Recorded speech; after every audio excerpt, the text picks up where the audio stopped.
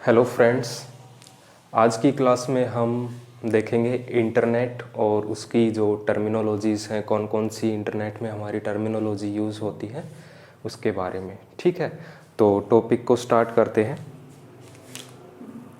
Internet and it's terminologies. ठीक है, सबसे पहले इसमें टर्म आती है आपकी इंटरनेट। इंटरनेट अगर इसकी बात करें तो हम इसको बोलते हैं इंटरनेशनल नेटवर्क। इंटरनेशनल नेटवर्क का मतलब क्या है, इसको देखेंगे। इसके बाद ये किस वर्ड से मिलकर बना है? दो वर्ड से मिलकर बना है internet. Interconnection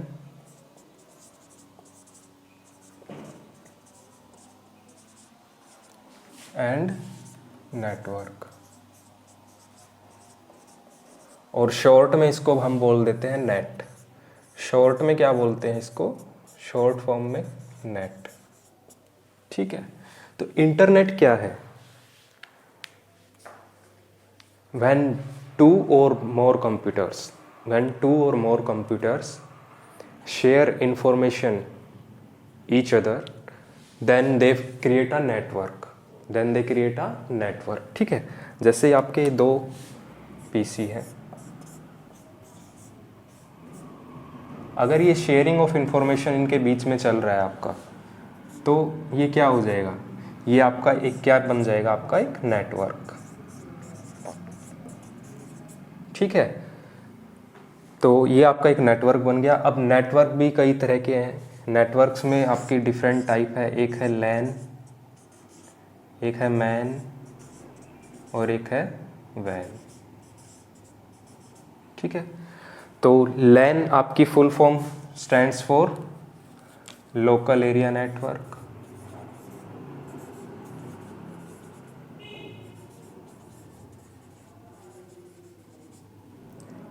man metropolitan area network,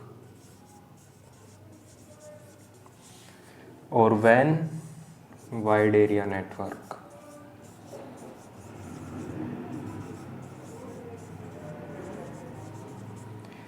एक यूज करते हैं हम पैन, इसको क्या बोल सकते हैं हम? Personal area network. Personal area network. तो इंटरनेट क्या है? इंटरनेट क्या है? आपका एक इंटरनेशनल नेटवर्क है। देखो, आपका एक ऐसा नेटवर्क जो वर्ल्ड वाइड, जिसका कम्युनिकेशन है, जहाँ मतलब कि आपके वर्ल्ड वाइड जितनी भी कंट्रीज़ हैं, सब में एक नेटवर्क कनेक्ट हुआ है पूरे वर्ल्ड के अंदर, जो किसकी फॉर्म लेता है? इंटरनेट की फॉर्म, यानी इंटर कनेक्शन ऑफ नेटवर्क।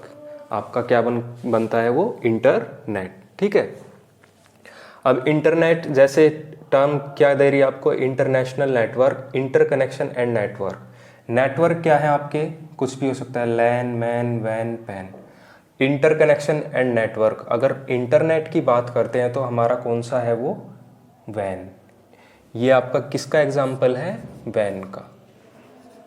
आपका जो इंटरनेट है, अगर वो क्वेश्चन में पूछ ले कि ये किसका एग्जाम्पल है, किस टाइप के नेटवर्क का एग्जाम्पल है, तो आपका कौन सा एग्जाम्पल में आएगा? ये वाइड एरिया नेटवर्क में। ठीक है, तो हिस्ट्री ऑफ इंटरनेट के बारे में हम थोड़ा सा देखेंगे। हिस्ट्री की अगर बात करें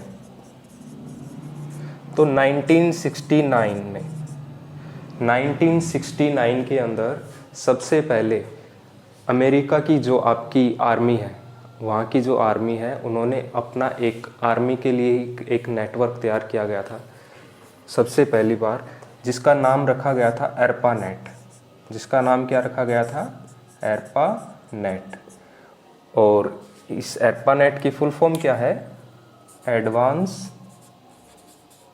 research project, advanced research project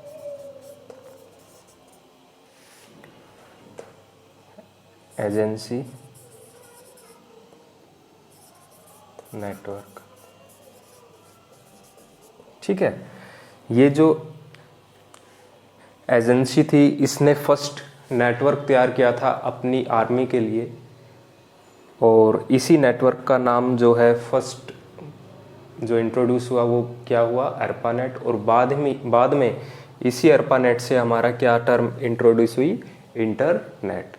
तो इंटरनेट बेसिकली कब आई आपकी 1990s के बाद में, आफ्टर 1990s अप्रोक्स 1995 के अप्रोक्स आपका जो है इंटरनेट आया। और इसी इंटरनेट के अंदर आपका क्या आया, www। ठीक है, www यानी वर्ल्ड वाइड वेब। ठीक है, तो इंटरनेट जो टर्म दी थी वो किसने दी थी, ये भी एक इम्पोर्टेंट क्वेश्चन है, तो आप लिख लीजिए। इंटरनेट की टर्म जो दी थी वो थी आपके साइंटिस्ट विंडसर्फ। विंडसर्फ ने आपका इंटरनेट को इंट्रोड्यूस किया था। ये फादर ऑफ इंटरनेट भी कहे जाते हैं। तो ये आपका क्वेश्चन कई बार एग्जाम के अंदर भी आया है कि फादर ऑफ इंटरनेट कौन है, तो आपको पता होना चाहिए कि विंडसर्फ को फादर ऑफ इंटरनेट। कई बार क्वेश्चन ये भी आया है कि फादर ऑफ आपका www जो वर्ल्ड वाइड वेब का कंसेप्ट जिन्होंने दिया है वो किसने दिया था। तो वर्ल्ड वाइड वेब का कंसेप्ट आपको दिया था, www की बात करें तो ये किसने दिया था, टिम बर्नर्स ली। किसने दिया, टिम बर्नर्स ली। ठीक है, ये भी आपके साइंटिस्ट हैं यूएसए के, उन्होंने ही www का कंसेप्ट दिया। उसके बाद से ही इंटरनेट जो है आपका वर्ल्ड वाइड फेमस हुआ। और आज आप देख रहे हैं कि पूरा जो विश्व है वो कनेक्टेड किससे है, आपका इंटरनेट से है।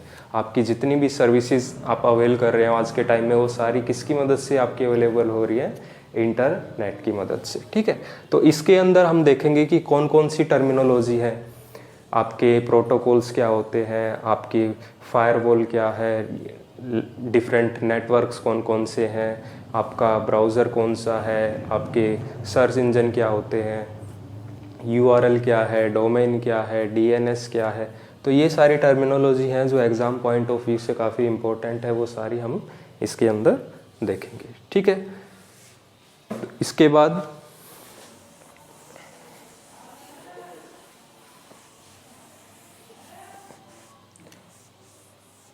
देखिए नेटवर्क्स में पहला है आपका लोकल एरिया नेटवर्क।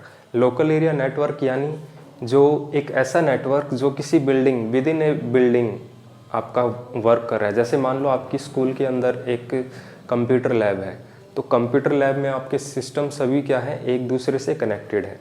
तो वहाँ भी वो क्या है, एक नेटवर्क है। लेकिन किस टाइप का नेटवर्क है, वो आपका एक लोकल नेटवर्क है, क्योंकि वो एक लैब तक ही आपका सीमित है, वो उससे बाहर आपकी इंफॉर्मेशन को शेयर नहीं कर सकता। तो ऐसा नेटवर्क जो विद इन ए बिल्डिंग या विद इन ए रूम आपका है, तो वो कैसा आएगा, आपका लोकल एरिया नेटवर्क। ठीक है, अब आता है मैन मतलब मेट्रोपॉलिटन एरिया नेटवर्क। मेट्रोपॉलिटन मतलब आपको नाम से ही पता चल रहा है, मेट्रो यानी सिटीज़। जो एक सिटीज़ से दूसरी सिटीज़ के अंदर आपका नेटवर्क फैला हुआ है, तो वो आपके कैसे नेटवर्क है, वो आपके आएंगे मेट्रोपॉलिटन एरिया नेटवर्क। मान लो कोई कंपनी है, उसका ऑफिस एक मुंबई में है, एक चेन्नई में, एक दिल्ली में, एक कोलकाता में, तो उनका आपस का जो नेटवर्क है, सिर्फ उस कंपनी का जो आपका शेयरिंग ऑफ इंफॉर्मेशन है वो चल रही है, तो वो कैसा है, आपका एक नेटवर्क मेट्रोपॉलिटन एरिया नेटवर्क। ठीक है, उसके बाद है वाइड एरिया नेटवर्क। वाइड से पहले आप पेन देख लीजिए। पेन में क्या है, personal area network. Personal area network में जैसे आप घर में अपने मोबाइल फ़ोन से डाटा ट्रांसफ़र कर रहे हैं किसी दूसरे मोबाइल फ़ोन में, किसकी मदद से, आप ब्लूटूथ का यूज़ करते हुए डाटा को ट्रांसफ़र कर रहे हैं, तो वो कहीं ना कहीं आपका एक नेटवर्क बन रहा है, ताकि आपकी इन्फॉर्मेशन क्या है, एक फ़ोन से दूसरे फ़ोन में शेयर हो रही है। तो वहाँ भी आपका एक नेटवर्क है। तो वो किस टाइप के नेटवर्क के अंदर आएगा, पैन। और यहाँ पर हम कौन सी टेक्नोलॉजी का यूज़ कर रहे हैं, ब्लूटूथ। ब्लूटूथ की मदद से आप क्या कर रहे हो, डाटा को ट्रांसफ़र कर रहे हो। तो ये आपका हो जाएगा पैन। अब आता है वैन। वैन जो है इन सब में सबसे बड़ा नेटवर्क कौन सा है आपका, वैन। कई बार क्वेश्चन ये भी आता है कि among the following networks which one is the bigger network. तो आपको पता होना चाहिए वैन क्या है, आपका सबसे बड़ा नेटवर्क का टाइप है, जिसमें आपका एग्जाम्पल आपका क्या है, इंटरनेट का है। ठीक है, तो वाइड एरिया नेटवर्क, जैसे कि फुल फॉर्म से भी आपको पता लग रहा है, वाइड मतलब कि काफ़ी बड़े एरिया में जो नेटवर्क आपका अवेल करता है, तो वो कौन सा है आपका, वैन। तो इंटरनेट इसका बेस्ट एग्जाम्पल है। ठीक है, इसके बाद आगे बढ़ते हैं। देखो इसमें कुछ होते हैं प्रोटोकॉल्स। प्रोटोकॉल्स क्या होते हैं आपके, set of rules.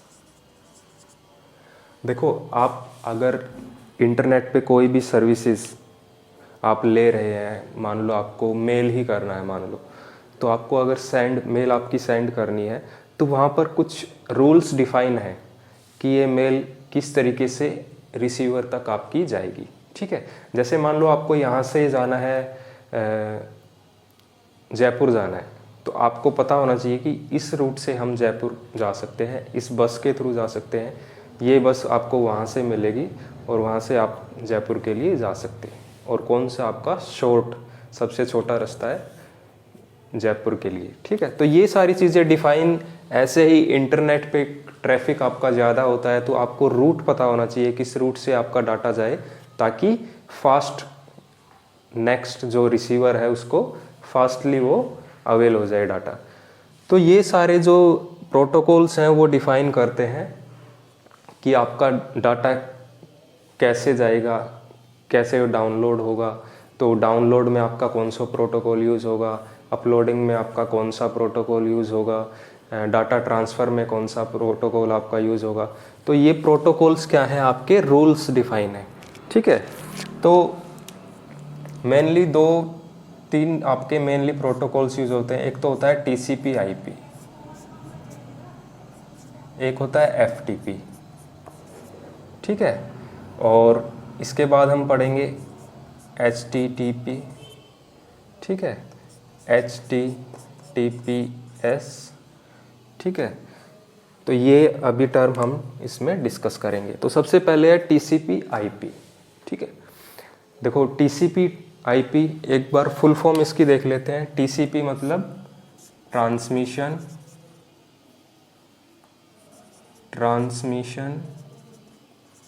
Control protocol, और IP स्टैंड्स फॉर इंटरनेट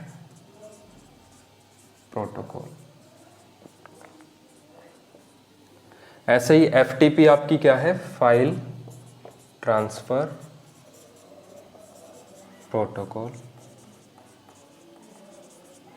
ठीक है, HTTP hyper text transfer protocol. ऐसे ही ये भी आपका सेम रहेगा, सिर्फ जो S आपका है, S स्टैंड्स फॉर सिक्योर।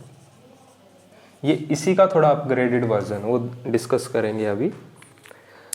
तो TCP क्या है आपका, ट्रांसमिशन कंट्रोल प्रोटोकॉल। जो भी हम डाटा नेट के ऊपर सेंड करते हैं, ठीक है, तो उस डाटा को ट्रांसमिशन या उस पर कंट्रोल कि आपका वो जो डाटा है वो एग्जैक्ट आपका डाटा आपके रिसीवर एंड पे जो भी बंदा उसको अवेल कर रहा है उसको मिले। तो उसको ट्रांसमिशन में कंट्रोल करना वो किस प्रोटोकॉल का काम है, आपका TCP। देखो आप नेट कोई भी आपका डाटा है, मान लो ये आपका डाटा है और ये आपको सेंड करना है, यहाँ पर कोई रिसीवर है, रिसीवर को सेंड करना है। तो ये डाटा आपका किस में टूटेगा, सबसे पहले पैकेट्स की फॉर्म में टूटेगा। ठीक है, जब ये इंटरनेट, ये आपकी मान लो इंटरनेट है, इंटरनेट की सर्विसेज जो दे रहे हैं, इंटरनेट की सर्विसेज जो देते हैं उन्हें बोलते हैं हम ISP. ISP stands for internet service provider. कई बार ये टर्म भी आपके एग्ज़ाम के अंदर आई हुई है, आईएसपी स्टैंड्स फॉर, ठीक है। और आईएसपी इसमें जैसे आपकी अगर गवर्नमेंट कंपनी की बात करें तो बीएसएनएल है, एमटीएनएल है, ये सारी कंपनी क्या है आपकी आईएसपी, यानी आपको इंटरनेट की फैसिलिटी प्रोवाइड करती है। तो प्राइवेट सेक्टर में जैसे देखा जाए आपकी वोडाफोन है, आपकी एयरटेल है, तो ये जितनी भी कंपनी है, टाटा स्काई, टाटा की कंपनी है, रिलायंस है, तो ये सारी आपको क्या करती हैं, इंटरनेट की सर्विसेज प्रोवाइड करती हैं। तो ये सब क्या है, आईएसपी, इंटरनेट सर्विस प्रोवाइडर, ठीक है। तो अब जैसे आपने डाटा यहाँ से सेंड किया और ये रिसीवर इसको रिसीव करेगा, तो जब सेंड किया तो ये जो आपका डाटा है it will break into packets of same size. तो ये क्या होगा, डाटा जो है आपका पैकेट्स की फॉर्म में आपके छोटे छोटे पैकेट्स बना देगा, ताकि एकदम से इस पे क्या है, कंजेशन ना हो, जो आपका नेटवर्क है उस पर एकदम से उस पर लोड ना आए। तो इसलिए क्या करता है वो, आपके जो डाटा है उसको ब्रेक कर देता है आपके पैकेट्स के अंदर, और फिर उसको आपके नेटवर्क के ऊपर ट्रेवल के लिए छोड़ देता है, ठीक है। तो ये सारा काम कौन कर रहा है, आपका टीसीपी यानी ट्रांसमिशन कंट्रोल प्रोटोकॉल, और आईपी इसी का आपका दूसरा है आईपी, इंटरनेट प्रोटोकॉल।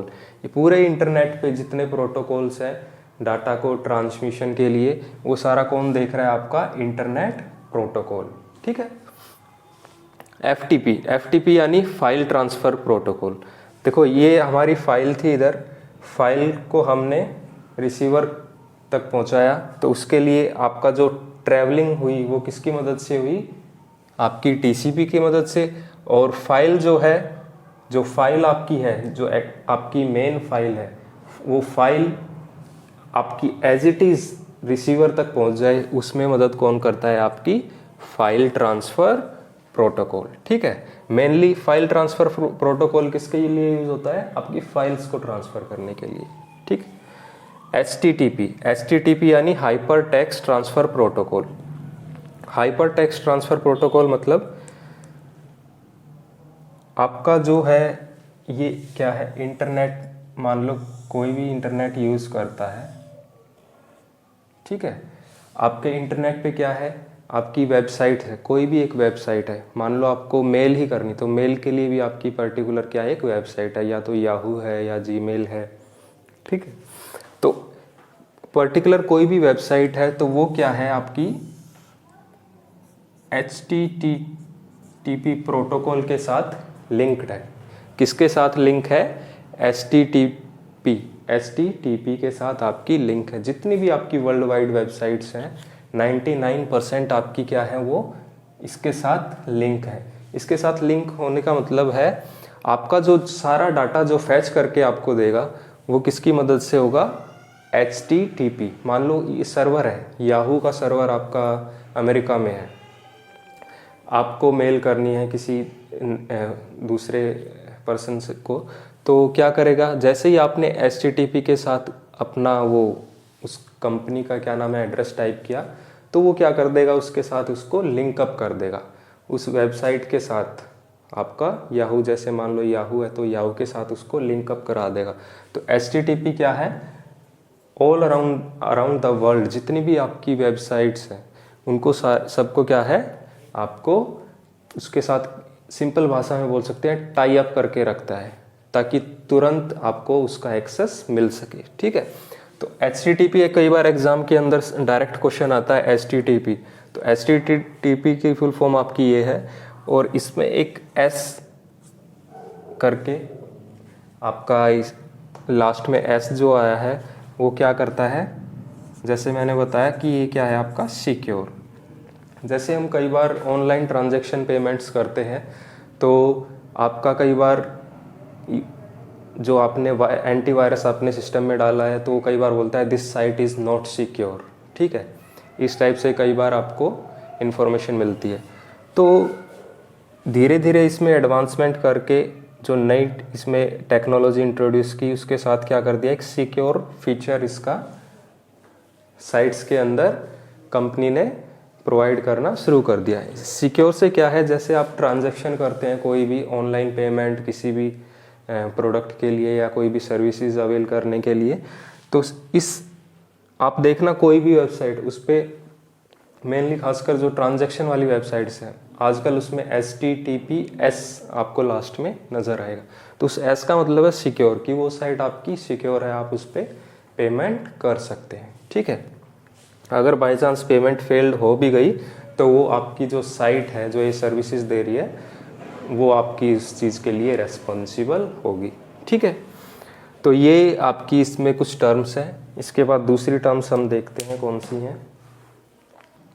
देखो कुछ टर्म्स हैं आपकी, जैसे एक है PPP, एक है क्या है PPP, point two point protocol. ये आपकी एग्ज़ाम में सिर्फ इनकी फुल फॉर्म ही पूछता है अधिकतर, पॉइंट टू पॉइंट प्रोटोकॉल। एक आपका होता है SMTP, एक आपका है POP3, ठीक है। तो पॉइंट टू पॉइंट प्रोटोकॉल आपके क्या होते हैं,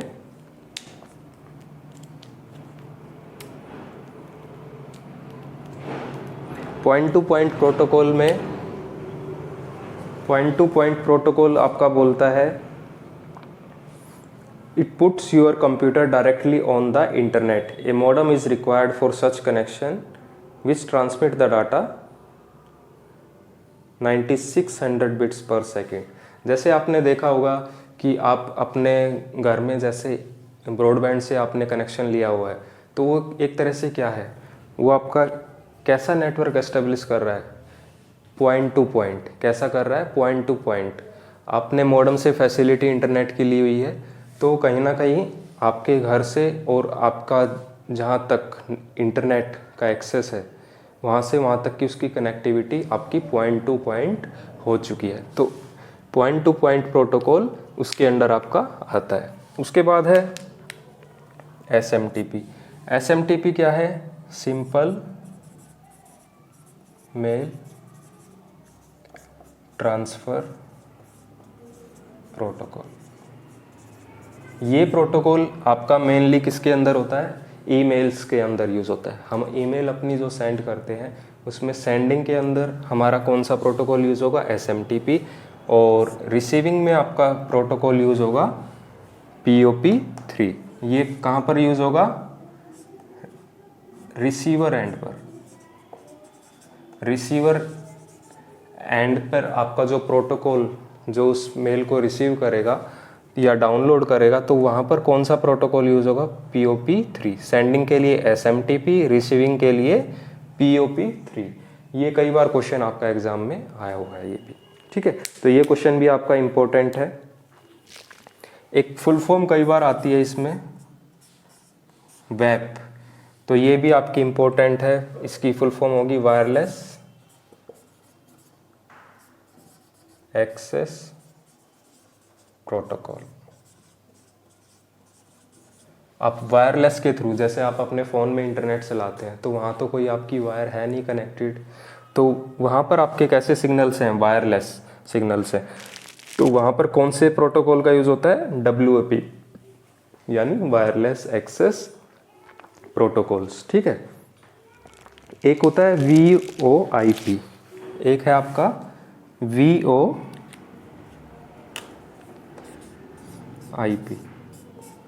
VoIP यानी वॉइस ओवर इंटरनेट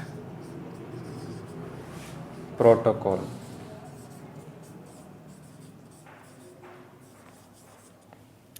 ठीक है, वॉइस ओवर इंटरनेट प्रोटोकॉल। जैसे आपने देखा होगा कि आजकल मोबाइल के अंदर आपकी वोल्ट टेक्नोलॉजी आई है, VoLTE, ठीक है। तो वो टेक्नोलॉजी क्या है, आप इंटरनेट की मदद से, अगर आपके फ़ोन में सिम भी नहीं है फिर भी आप दूसरे बंदे से बात कर रहे हो, तो वो क्या है, वॉइस ओवर इंटरनेट प्रोटोकॉल। तो वहाँ पर जो प्रोटोकॉल आपका यूज़ होता है VoIP, तो वो क्या है, वॉइस ओवर इंटरनेट प्रोटोकॉल। तो ये सारी क्या है, धीरे धीरे आपके फीचर्स और प्रोटोकॉल्स जैसे जैसे डेवलप हो रहे हैं वैसे वैसे आपकी टेक्नोलॉजी भी क्या है, इम्प्रूव होती जा रही है। ठीक है, तो ये जो फुल फॉर्म है ये कई बार एग्जाम के अंदर किसी न किसी एग्जाम में आई हुई है, तो ये भी आपको अच्छे से देख लेनी है। उसके बाद हम देखते हैं हाइपरलिंक और हाइपर टेक्स्ट क्या होता है। एक है वर्ड हाइपरलिंक, हाइपरलिंक, दूसरा है हाइपर टेक्स्ट। अब हाइपरलिंक क्या है, मान लो आपने कोई वर्ड का डॉक्यूमेंट बनाया, मान लो आपने कोई वर्ड में कोई किसी टॉपिक के प्लांट के ऊपर आपने कुछ लिखा। अब आप चाहते हो कि प्लांट की कोई पर्टिकुलर स्पीसीज़ है या उसमें फर्दर किसी को पढ़ना है, किसी की टॉपिक, मान लो उसमें स्टेम के बारे में, टाइप्स ऑफ स्टेम आ गई और स्टेम के बारे में किसी बच्चे को ज़्यादा पढ़ना है, तो हम क्या करते हैं, उस पेज के अंदर एक लिंक दे देते हैं। आपने देखा होगा ब्लू कलर में जैसे www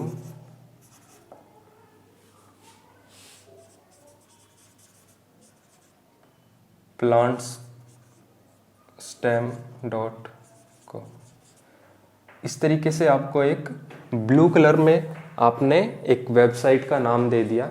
ठीक है, तो वो जो वेबसाइट का आपने नाम मेंशन कर किया उसमें, तो वो आपका क्या बन जाता है, एक हाइपर लिंक। उस पेज के अंदर आपने कोई पर्टिकुलर वेबसाइट का एड्रेस मेंशन कर दिया, तो आपका वो क्या बनेगा, एक हाइपर लिंक। और इस हाइपर लिंक को क्या बोलते हैं, हाइपर टेक्स्ट। ये जो लिखा हुआ है टेक्स्ट, जो आपका ब्लू कलर के अंदर मेनली आपको शो करता हुआ दिखाई देगा, तो ये जो लिखा हुआ है आपका, उसी को बोलते हैं आप हाइपर टेक्स्ट। तो ये मेनली दोनों में आपका डिफरेंस है। हाइपरलिंक क्या है, link which has been created or inserted in a document to get further information about that topic, so hyperlink is used for that। ठीक है, और hypertext क्या है, hypertext is the text in which the hyperlink has been inserted in the document। ठीक है, जो आपका document में जो लिंक इंसर्ट किया है, जो उसमें जो टेक्स्ट है, उसी को हम बोलते हैं हाइपर टेक्स्ट।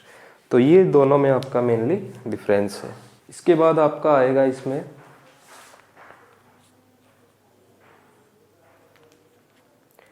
Web page.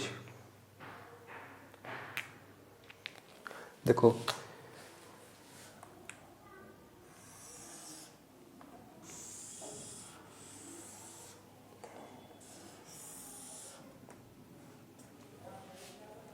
एक वर्ड है वेबसाइट, एक है वेब पेज,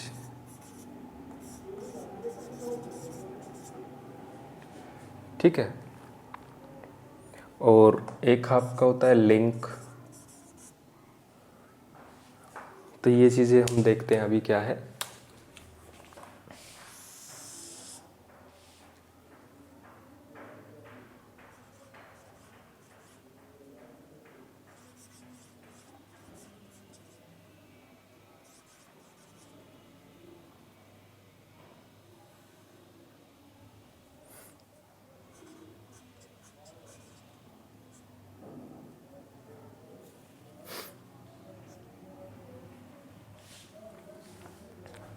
देखो बच्चे, जैसे ये आपकी मान लो एक वेबसाइट आपने एंटर की गूगल, ठीक है, www.google.com। ठीक है, तो जैसे ही आपने google.com किया तो आपका यहाँ पर क्या आएगा, गूगल का आपका सर्च इंजन ओपन हो जाएगा। ठीक है, तो इसमें क्या है, अब मान लो आपने यहाँ पर कोई साइट का नाम दिया, जैसे WHO। ठीक है, जैसे ही आपने WHO दिया तो ये क्या करेगा, एक दूसरी साइट पर लेकर जाएगा।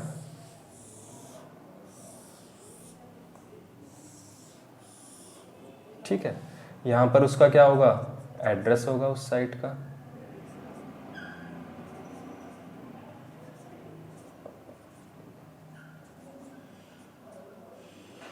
और यहाँ पर उसका होम, डिफरेंट आपके टैब्स ऑप्शन होंगे, और यहाँ पर उसका क्या होगा, कंटेंट होंगे। ये क्या है आपके कंटेंट। तो क्या है, देखो आपका वेबसाइट, वेबसाइट क्या है आपकी, collection of web pages form से वेबसाइट। इसकी अगर डेफिनेशन की बात करें तो इसकी डेफिनेशन क्या होगी, collection of web pages, collection of web pages is called a website. ठीक है, अब वेब पेज क्या है, देखो एक तो आपका नॉर्मल आपने वर्ड के अंदर टाइप किया, एक वो भी आपका पेज है, लेकिन अगर आपका वही पेज आप किसी साइट पर डाल देते हैं तो वो आपका क्या बन जाएगा, एक वेब पेज बन जाएगा। ठीक है, उसमें भी क्या है, आपकी एक इंफॉर्मेशन है। तो जब बहुत सारे वेब पेज कंबाइंड होके नेट पर पर्टिकुलर साइट पर आपके अपलोड हो जाते हैं तो वो क्या बन जाती है, आपकी एक वेब साइट। क्या बन जाती है, आपकी एक वेब साइट। तो collection of web pages is called a website. जैसे यहाँ पर ये मान लो एक पेज ओपन है, जैसे ही आपने इसमें WHO डाला तो WHO की फुल आपकी साइट जो है ओपन हो गई। जो ओपन होने के बाद जो आपका फर्स्ट पेज ओपन हुआ उसको बोलते हैं होम पेज। किसी भी साइट का पहला पेज आपका क्या कहलाता है, होम पेज। ठीक है, तो ये होम पेज ओपन हुआ तो होम पेज आपका फर्स्ट पेज है। ऐसे ही मान लो इसके अंदर 5 पेजेस हैं तो वो कंबाइंड होकर आपकी क्या बन गई, एक पूरी वेबसाइट बन गई। ठीक है, तो यही इसमें है वेबसाइट और वेब पेज में। तो अब इसमें है लिंक। देखो मान लो आपको इसी वेबसाइट के अंदर किसी दूसरी साइट का आपको लिंक देना है, मान लो WHO की ही कोई अनदर वेबसाइट है। ठीक है, और उसका लिंक उन्होंने इसी साइट के अंदर आपका दिया हुआ है, तो आप क्या करेंगे, डायरेक्टली वहीं से उसको क्लिक करेंगे, आप फर्दर नेक्स्ट वेबसाइट आपकी अनदर टैब में आपको खुल जाएगी। तो वही आपकी क्या है, लिंक है। ठीक है, तो ये बेसिकली वेबसाइट और वेब पेज के बारे में आपका ओवरव्यू है। जो एग्ज़ाम पॉइंट ऑफ से आपके क्वेश्चन आएंगे वो MCQ में देखेंगे कैसे क्वेश्चन इसमें अराइज होते हैं। ठीक है, इसके बाद है थोड़ा सा मैं आपको बता दूं इसमें कि हमारा जो वेब पेज होता है उसके अंदर आपकी जो टेक्स्ट की फॉर्म में जो डाटा रिटर्न होता है वो किसकी मदद से आप टाइप करते हैं, वो जो डाटा है वो किस फॉर्म में आपको मिलता है, आपका HTML। आपकी किस में कोडिंग होती है उसके लिए, HTML, और HTML stands for hyper text markup language. HTML stands for hyper text markup language. तो ये क्या है, हाइपर टेक्स्ट मार्कअप लैंग्वेज क्या है, ये एक्चुअल में एज सच कोई लैंग्वेज नहीं है, सिर्फ आपका जो वेब का कंटेंट है, आपको जो वेब के ऊपर अपना कंटेंट लेकर जाना है उसको किस फॉर्म में आपको लिखना है ताकि वो आपका वेब पेज के ऊपर रन हो जाए, तो उसको लिखने के लिए ही आपका एक प्लेटफॉर्म है। उसको लिखने के लिए आपका क्या है, एक प्लेटफॉर्म है, और इसको बेसिकली आप कहाँ पर लिखते हैं, नोटपैड में। कहाँ पर लिखते हैं, नोटपैड में। ठीक है, तो मान लो आपका ये नोटपैड ओपन हुआ, इसकी शुरुआत जब भी करेंगे तो हम सबसे पहले किसका यूज़ करते हैं, एंगुलर ब्रैकेट्स। कई बार क्वेश्चन एग्जाम के अंदर आया है। ये जो ब्रैकेट्स हैं आपके किस टाइप के ब्रैकेट्स हैं, ये आपके ब्रैकेट है एंगुलर ब्रैकेट।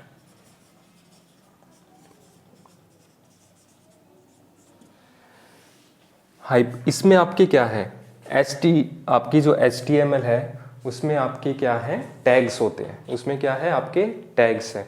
पर्टिकुलर फॉर्मेट, आपको मान लो किसी भी फॉर्मेट, या आपने जो भी फर्स्ट लाइन लिखी है कोई भी डॉक्यूमेंट की या पैराग्राफ की, आप चाहते हो कि फर्स्ट लाइन जो है सेकंड लाइन से आपकी बड़ी हो, तो फॉर्मेटिंग करना वो सारा किसकी मदद से आपका होगा, टैग्स की मदद से। ठीक है, तो इसमें डिफरेंट टाइप के टैग्स हैं।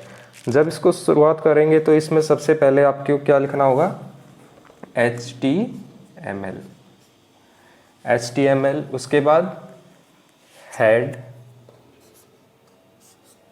HTML हेड, उसके बाद टाइटल,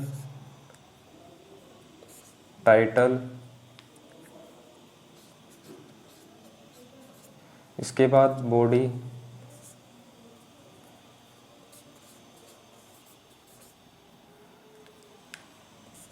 ठीक है। बॉडी में आपका सारा कंटेंट आएगा, मान लो आपको यहाँ तक कंटेंट है ये, ठीक है। अब जैसे ही आप इसे क्लोज करेंगे तो लास्ट में फिर आपको ये सभी आपको क्लोज करने होंगे, ठीक है। सेम आपको HTML हेड, सॉरी, जो आपने लास्ट में यूज़ किया है, जैसे सबसे पहले बॉडी को बंद करेंगे, ठीक है। उसके बाद HTML, टाइटल को आप इधर भी बंद कर सकते हैं, टाइटल, और हेड को भी यहाँ पर हेड,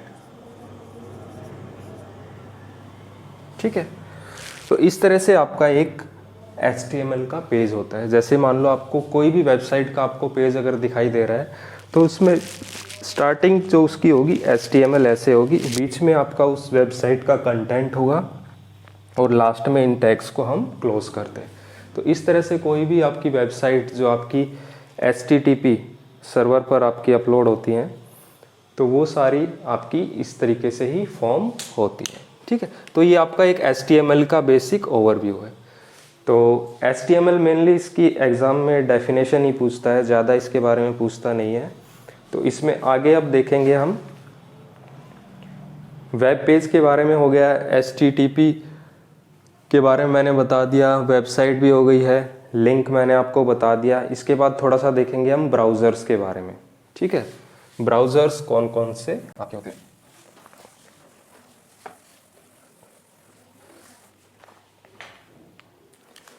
अब देखते हैं हमारा ब्राउज़र्स।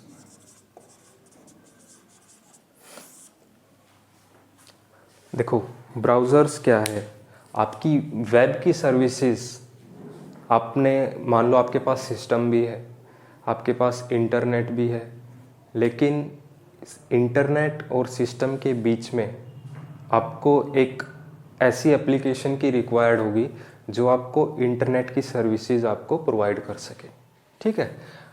तो इसके लिए आपका क्या है, ब्राउज़र्स है। ब्राउज़र्स क्या है, ये भी आपके एक एप्लीकेशन प्रोग्राम्स हैं। ब्राउज़र्स क्या है, आपके एप्लीकेशन प्रोग्राम्स हैं जो आपको क्या करते हैं, इंटरनेट की फैसिलिटी आपको प्रोवाइड करते हैं। जो भी आपने कंटेंट सर्च के लिए आपके ब्राउज़र को दिया, वो क्या करता है, सर्च इंजन की मदद से आपको सर्च करके दे देता है, ठीक है। तो ब्राउज़र्स कौन कौन से हैं आपके, ब्राउज़र्स जैसे आपका सबसे पहले आया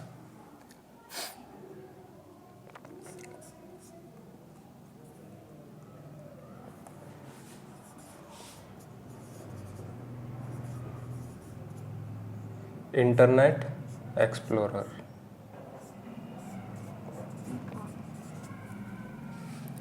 सबसे जैसे आपका क्या है, इंटरनेट एक्सप्लोरर। इंटरनेट एक्सप्लोरर से पहले आपका एक था नेटस्केप, इससे पहले आपका क्या है, एक नेटस्केप।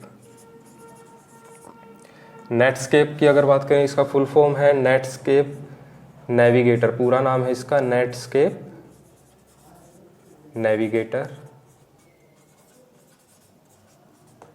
ठीक है। ये आपका क्या था, ब्राउज़र था। उसके बाद आपका इंटरनेट एक्सप्लोरर आया, जो कि किसने दिया, माइक्रोसॉफ्ट ने दिया।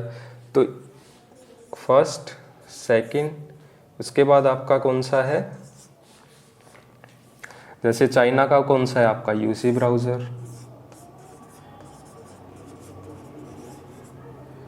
गूगल का कौन सा है? क्रोम।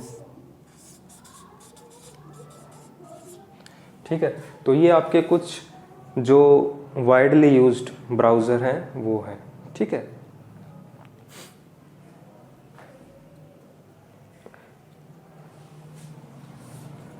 एक और है इसमें सफारी, ओपेरा। तो ये आपके मोस्ट यूज्ड जो आपके एक तरह से वेल नोन जो आपके ब्राउज़र्स हैं, वो कुछ नेम मैंने इधर मेंशन किए हैं। कई बार एग्ज़ाम में अंदर इसमें क्वेश्चन भी आ जाता है 4 ऑप्शन के साथ कि आपको बताना है इसमें से कौन सा एक वेब ब्राउज़र है या कौन सा वेब ब्राउज़र नहीं है। तो इस टाइप से इसमें क्वेश्चन बनते हैं, ज़्यादा इसमें कोई क्वेश्चन आता नहीं है। ठीक है, तो ये आपके वेब ब्राउज़र्स के नाम हैं, ये आपको देख लेने हैं। उसके बाद है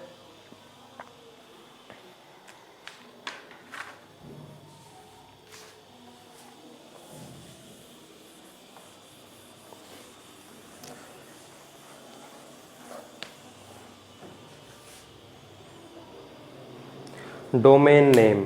उसके बाद आपका टॉपिक है डोमेन नेम। डोमेन नेम क्या है? Domain is a group of network resources assigned to a group of users. Domain is a group of network resources assigned to a group of users. जैसे example क्या होगा आपका google.com, yahoo.com। तो google.com ये आपका क्या है? डोमेन। yahoo.com ये भी आपका क्या है? एक डोमेन नेम। ठीक है, फिर एक आता है URL। URL की फुल फॉर्म आपकी होती है यूनिफॉर्म रिसोर्स लोकेटर। ठीक है, तो URL होता क्या है?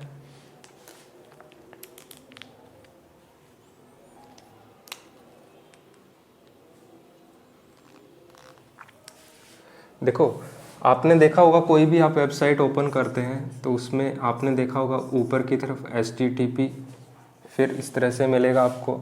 उसके बाद आपकी साइट का नाम होगा, जैसे www.google.com, इस तरीके से।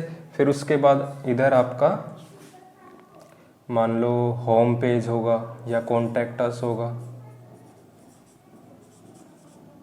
ठीक है, इस तरीके से आपको कुछ मिलेगा। तो ये जो पूरा है आपका, ये क्या है? एक URL है। ये क्या है? URL है, जो उस पर्टिकुलर साइट का एक पर्टिकुलर एड्रेस को डिफाइन करता है आपका। ठीक है, तो इसमें HTTP क्या है? जो आपका नेट के ऊपर जो आपके प्रोटोकॉल्स हैं, इसमें फुल फॉर्म मैंने बताया था hyper text transfer protocols. HTTP क्या है? सभी प्रोटोकॉल्स को लिंकअप करके उस साइट को जो है एक्सेस कराता है, किसकी मदद से? आपकी www की मदद से। www क्या है? World wide web. पूरे वर्ल्ड के अंदर आपकी जितनी भी वेबसाइट्स आपकी ओवर इंटरनेट की फैसिलिटी है, तो उनको कनेक्ट करके जो रखता है वो आपका क्या है? www। और जो www का कंसेप्ट मैंने बताया था, किसने दिया था? टिम बर्नर्स-ली ने।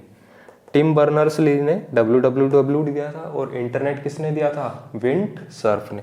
तो www क्या है? इन सभी साइट्स को एक उसमें, जैसे आपकी कोई भी मोतियों की माला, तो उसमें क्या है? एक ही धागे में उसने सभी मोतियों को लिया हुआ है। तो इसी तरह से www ने क्या है? जितनी भी वेबसाइट्स हैं उनको अपने से जोड़ा हुआ है। ठीक है, तो कोई भी वेबसाइट एक्सेस करनी है तो www.google.com, www.yahoo.com, www. आपकी जैसे who.com। तो इस तरह से हम www के बाद उस साइट का नाम लिखते हैं, ठीक है। तो ये क्या है आपकी इस साइट को एक्सेस करने के लिए। और google.com ये आपका क्या है, आपका डोमेन नेम, ये आपका क्या है, डोमेन नेम, ठीक है। और कॉन्टैक्ट अस क्या है, इस पे आपने मान लो कॉन्टैक्ट अस का कोई अपना पेज ओपन किया हुआ है, तो ये आपका क्या है, वेबसाइट पेज। जो भी आपने कंटेंट उसके ऊपर किया हुआ है वो उसका आगे फर्दर उसका लिंक इसमें होता है, ठीक है। तो पर्टिकुलर आपका यूआरएल क्या है, इन सभी चीज़ों से आपका मिलकर जो है यूआरएल बना होता है। तो ये चीज़ें भी आपको देख लेनी है, ठीक है। मेनली एग्जाम के अंदर कई बार यूआरएल की फुल फॉर्म आती है या फिर इसमें से कोई भी एक टर्म पूछ लेता है कि ये क्या है आपकी google.com, इसमें क्या है। तो google.com आपका क्या है, डोमेन नेम है, और ये पूरा आपका क्या है, यूआरएल है, ठीक है। तो ये आपको देखना है। अब इसमें एक चीज़ आती है आपकी डोमेन एब्रीविएशन। इसमें एक चीज़ क्या है, डोमेन एब्रीविएशन। डोमेन एब्रीविएशन मतलब जैसे कोई भी वेबसाइट है, जैसे यहाँ पर google.com, ये क्या है आपकी .com मतलब com स्टैंड्स फॉर कमर्शियल। ऐसे ही .edu, तो ये आपकी क्या हो जाएगी, एजुकेशनल।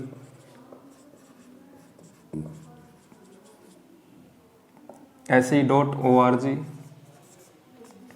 ये आपकी ऑर्गेनाइजेशन।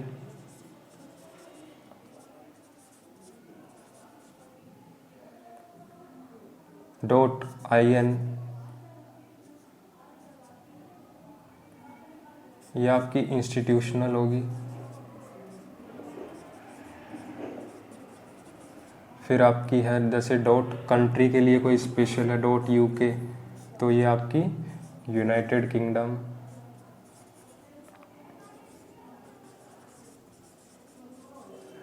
.in India.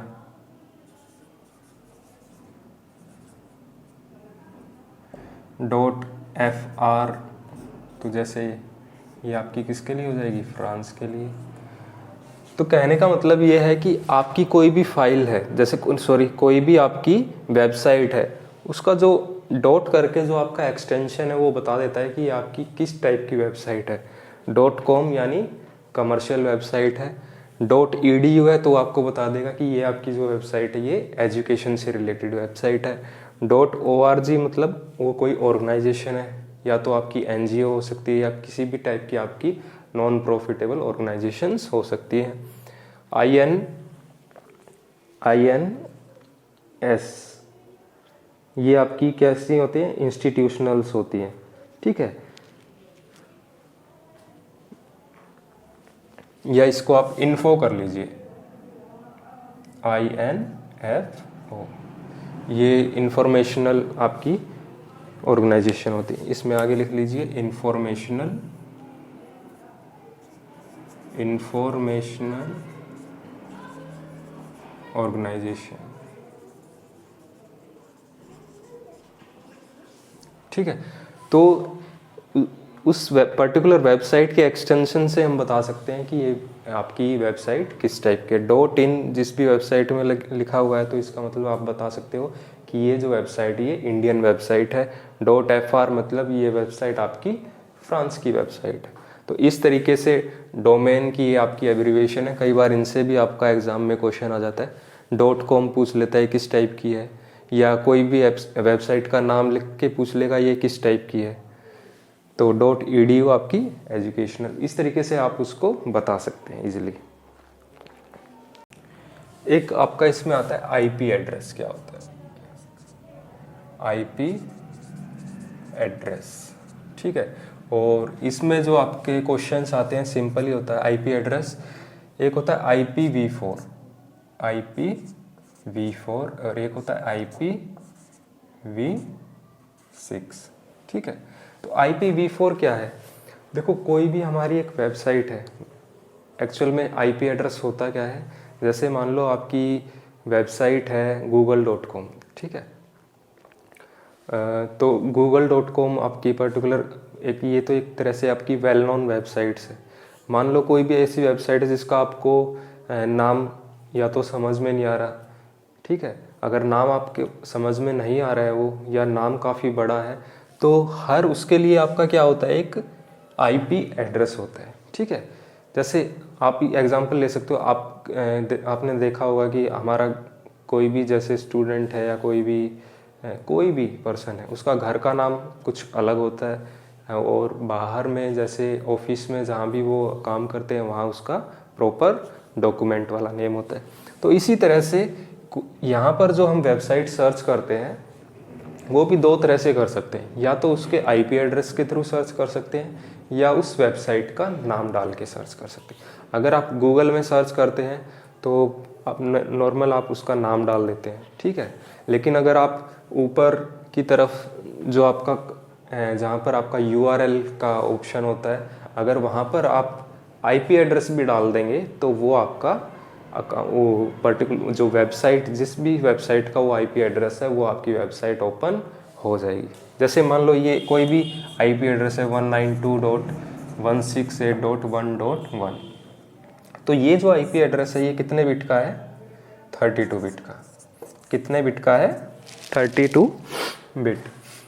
तो ये जो 32 बिट है ये किस टाइप का है? IPv4। तो ये है आपका IPv4, V4 यानी वर्जन 4, इंटरनेट प्रोटोकॉल वर्जन 4।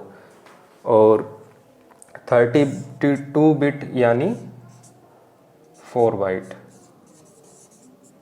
ठीक है। 4 बाइट रिप्रेजेंट कर रहा है, मतलब कि यहाँ पर 1 बाइट ये है, 1 बाइट ये है, 1 बाइट ये, 1 बाइट ये, ठीक है। और 1 बाइट कितने के इक्विवेलेंट है? 8 बिट के। ये भी 8 बिट, ये भी 8 बिट, और ये भी 8 बिट। तो ये सारे कंबाइन होकर कितना बन गया आपका? 32 बिट। तो कहने का मतलब कोई भी IPv4 का जो आपका एड्रेस है वो कितने बिट का होता है? 32 बिट। ऐसे ही अगर IPv6 है तो वो आपका होता है 128 बिट, और ये आपका है 32 बिट। कई बार इसको एग्जाम में क्वेश्चन बिट की फॉर्म में ना पूछ के बाइट में पूछ लेता है, तो इसको बाइट में लिखेंगे तो क्या हो जाएगा? ये 4 बाइट। और इसको बाइट में लिखेंगे तो क्या करेंगे? इसको जैसे मान लो 8 से डिवाइड कर दीजिए सीधा। 8 से 4 2 जा 4 3, 4 2 जा 2 16, यानी 16 बाइट, ठीक है। 16 8 जा 128। तो आपका नॉर्मल ये क्या है? 16 बाइट का है। IPv6 आपका 16 बाइट, IPv4 आपका 4 बाइट, और अगर बिट में पूछे तो 32 बिट और 128 बिट, ठीक है। इसको यहाँ से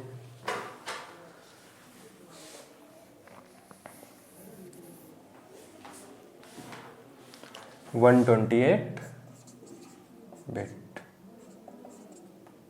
तो यहाँ से भी कई बार एग्जाम में क्वेश्चन पूछ लेता है डायरेक्ट कि IPv6 कितने बिट का है, IPv4 कितने बिट का है। तो ये चीज़ें भी आपको अच्छे से देखनी है, ठीक है। फिर एक टर्म है DNS। क्या है? DNS। तो DNS क्या है? Domain name system. ये इसकी क्या है? आपकी फुल फॉर्म। और DNS होती क्या है? DNS क्या है? It stores and associate many types of information with domain name, ठीक है।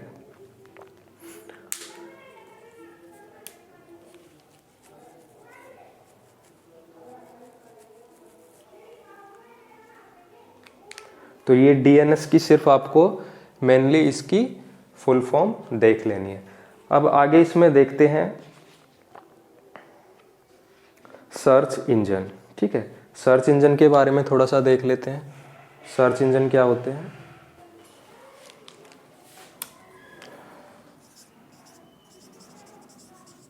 सर्च इंजन, देखो सर्च इंजन क्या है। सर्च इंजन एक तरह से हम लगा सकते हैं कि हमारे लिए एक तरह से फैसिलिटी प्रोवाइड कर रहा है कि हमारा कोई भी काम है वो इजीली हम उसको कर सकें। जैसे मान लो सर्च इंजन नहीं है, तो अगर सर्च इंजन नहीं है ऑप्शन, तो हम क्या करना होगा, हमें उस साइट का पूरा नाम डालना पड़ेगा यूआरएल में, ठीक है। अगर उसमें कोई भी फुल स्टॉप कोमा की मिस्टेक है तो हमारी वो साइट ओपन नहीं होगी। लेकिन सर्च इंजन हमें क्या करता है, एक फैसिलिटी प्रोवाइड कर देता है। मान लो आपको किसी भी साइट का नाम एग्जैक्टली नहीं पता है, तो सर्च इंजन क्या करता है, हमारी मदद कर देता है उस साइट को क्या है, सर्च करने में, ठीक है। तो हमारे कुछ वेल नोन सर्च इंजन्स हैं, ठीक है। जैसे आपका पहला कौन सा है, जो सभी जानते हैं, गूगल हमारा क्या है, एक सर्च इंजन है। गूगल क्या है, सर्च इंजन है। आपका अल्टा विस्टा भी एक क्या है, सर्च इंजन है। याहू भी आपका सर्च इंजन है, ठीक है। इस तरह से आपके सर्च इंजन है। एक हॉटबॉट है, हॉटबॉट। एक है लाइकोस, एक है web crawler,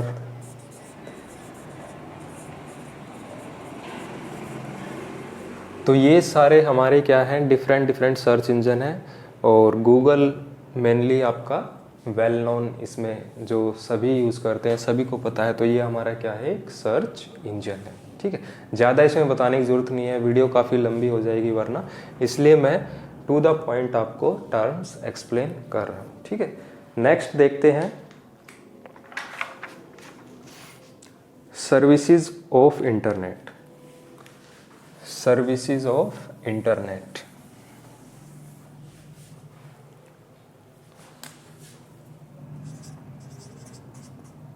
services of internet. Internet पे आपकी कौन कौन सी सर्विसेज हम अवेल करते हैं। तो सर्विसेज ऑफ इंटरनेट में हम देखते हैं, एक हम क्या करते हैं, जैसे मेल, ईमेल, दूसरा ई कॉमर्स,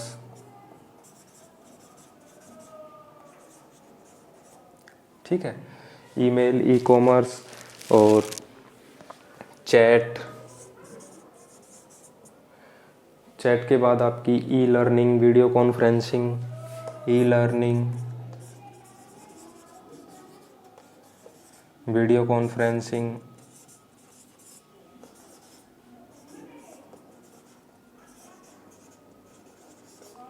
ई learning, video conferencing, e banking,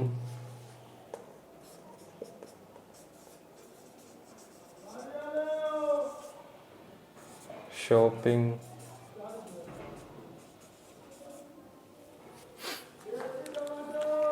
तो ये कुछ टर्म्स हैं जो हम सर्विसेज ऑफ इंटरनेट के यूज़ में देखते हैं। तो मेनली आजकल आपको पता है कि इंटरनेट का यूज़ काफ़ी ज़्यादा वैसे भी हो रहा है। तो ईमेल, आपका मेल सेंड करने के लिए मेल आईडी, नॉर्मली आजकल जो भी आपके एंड्रॉयड फ़ोन्स हैं सब में ईमेल आईडी आपकी जो भी यूज़ करता है सबके पास अपनी एक पर्सनल ईमेल आईडी है। विदाउट ईमेल आईडी आपका क्या है, गूगल अकाउंट या गूगल की फैसिलिटी आपको नहीं मिल सकती। तो ईमेल आईडी आज हर किसी के पास है।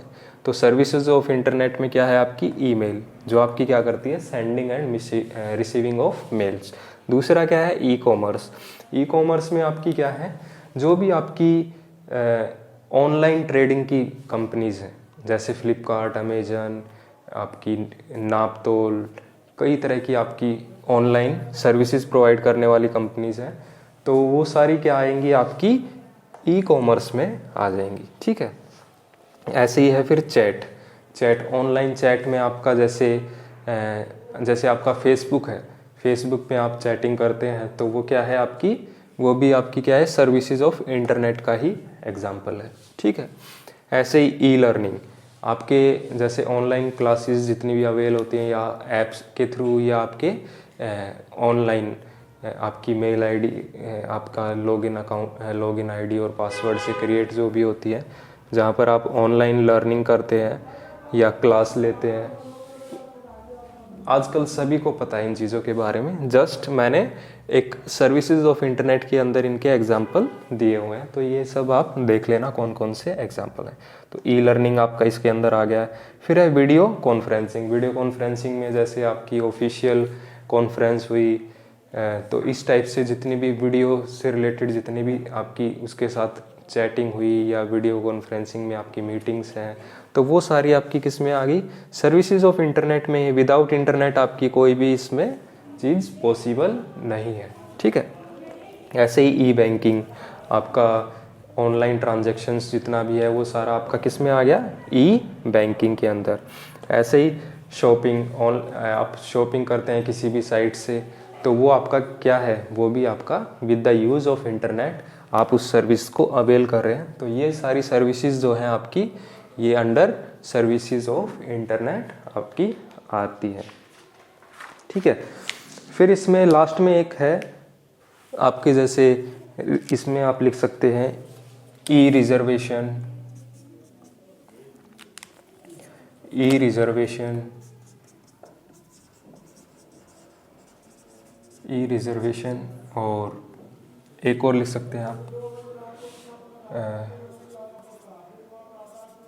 Social websites.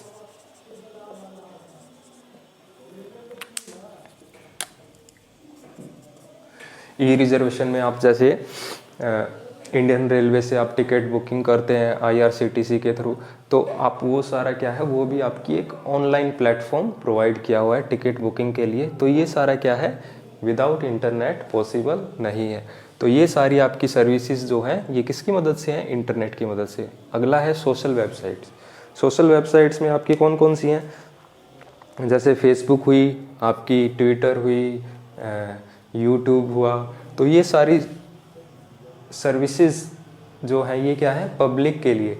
पब्लिक में इंटरेक्शन सोशल वेबसाइट्स के थ्रू होता है, किसी ने क्या कमेंट दिया, कौन ट्रेंडिंग में चल रहा है, ब्लॉग्स हैं, ये सारी चीज़ें आपकी क्या है, सोशल के अंदर आते हैं। सोशल वेबसाइट्स में ब्लॉग वगैरह, आपके यूट्यूब जितने भी हैं यूट्यूबर हो गए, तो ये सारे जो हैं आपको इन्फॉर्मेशन प्रोवाइड करते हैं, ये सारे क्या हैं आपके सोशल नेटवर्किंग के अंदर है। तो इसके बाद हम देखेंगे अपना MCQ पार्ट। ठीक है, तो विदाउट वेस्टिंग ऑफ टाइम हम स्टार्ट करते हैं अपना MCQ सेक्शन। ठीक, तो फर्स्ट क्वेश्चन है बच्चों, the internet is a system of, first software bundles, web page, website, interconnected network, या फिर नन ऑफ द अबव।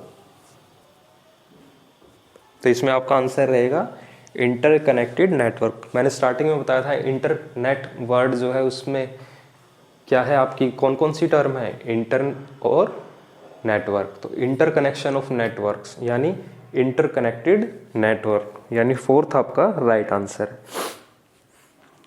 उसके बाद है द इंटरनेट अलाउज। इंटरनेट क्या क्या अलाउ करता है, first send electronic mail, second view web page, third connect to server all around the world, fourth all of the above. तो इसमें क्या रहेगा आपका, और fifth none of the above. तो क्या रहेगा answer, all of the above. ये सारी आपकी सर्विसेज को अलाउ करता है इंटरनेट। फोर्थ है, सॉरी नेक्स्ट क्वेश्चन इसमें रहेगा, storage area of email message is called. जो ईमेल का स्टोरेज एरिया है जहाँ पर आपकी मेल स्टोर होती है उनको क्या बोलते हैं, folder, file, mail box, directory या हार्ड डिस्क। तो उसको क्या बोलते हैं, मेल बॉक्स। ठीक है, काफ़ी सिंपल क्वेश्चंस हैं, लेकिन ये कहीं ना कहीं किसी ना किसी एग्ज़ाम में आपके आए हुए क्वेश्चन हैं। उसके बाद है unsolicited commercial email is commonly known as first junk, second hoax, third hypertext, fourth virus, fifth spam। Unsolicited का मतलब इधर है आपकी ऐसी मेल जो उसके पास किसी तरह का एक्सेस नहीं है, जो अनऑथराइज्ड है, जो इलीगल है, तो वो सारी आपकी मेल हैं जो आपके सिस्टम को हार्म कर सकती हैं, वो किस में आएंगी? आपकी स्पैम में आएंगी। किस में जाएंगी? स्पैम में। इसके बाद नेक्स्ट क्वेश्चन है, और ये क्वेश्चन आपका क्लर्क एग्जाम में आया हुआ क्वेश्चन है। The secret code that gives you access to some program, first clue, second cue, third password, fourth help, fifth none of this. तो काफ़ी सिंपल क्वेश्चन है ये भी, और इसका आंसर हो जाएगा आपका थर्ड, पासवर्ड। इसके बाद क्वेश्चन है आपका